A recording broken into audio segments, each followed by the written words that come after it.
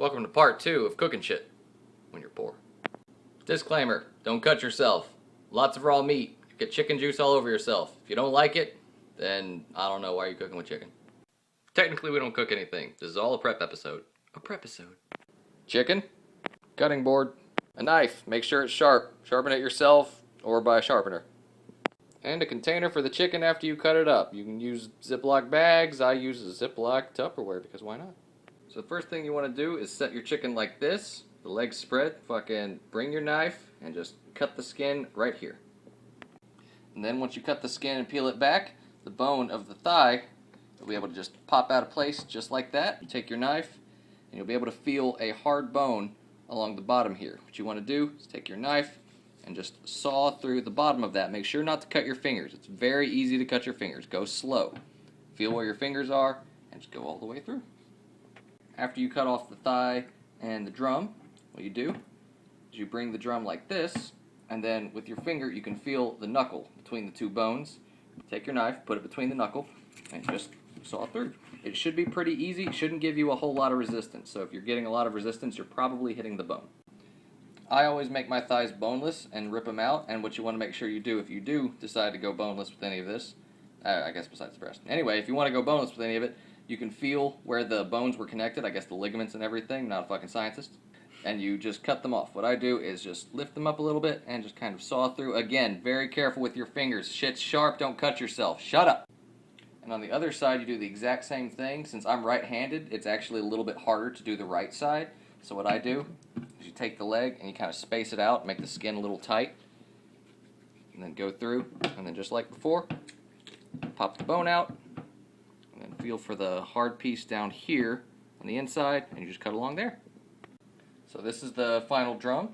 Unfortunately, what happens a lot of time with me, maybe I just suck at it, is I accidentally nick the bone on the top. As you can see here, there's a little piece sticking out. And so when it cooks, there's a little bit of blood that comes out and cooks. Most of the time you can't really tell. It doesn't affect the taste or anything. That's a ligament. That's super good looking. But just be aware of that. It's not unusual to be loved by anyone. Now time for the breast. Set the bird in front of you like this. Take your knife and you just slice along the middle. Yeah, rocking it back and forth. Now I've heard online, actually I was watching a video with Gordon Ramsay. That's right, I watched that shit. And there's the wishbone right in the front. And he suggests cutting through it. I've found that to be really, really annoying because you have to try to pick out the wishbone from the breast. So I always go around it. But, you know, my word versus his.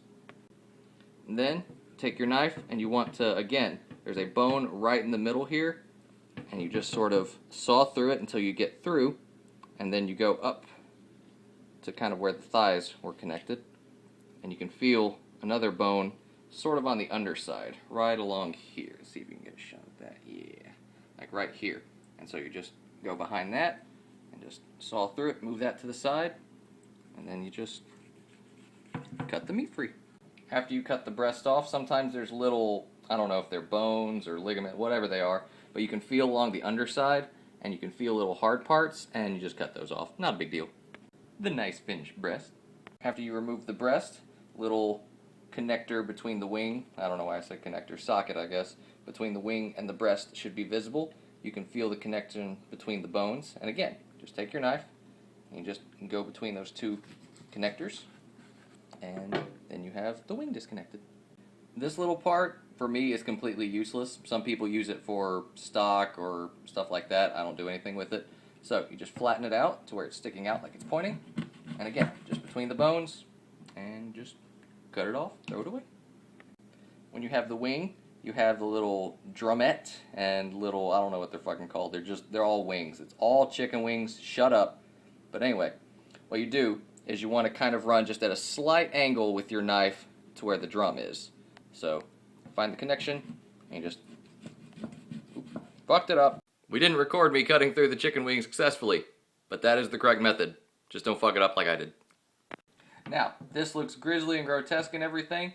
What you can do with the carcass, after you're done getting all the meat off, or most of the meat, I'm sure there's more someone could scrape off, but fuck that, is you just throw it in the crock pot with some water, little parsley, salt, and pepper, and then you make chicken broth, and you can use that for the soup in part 1.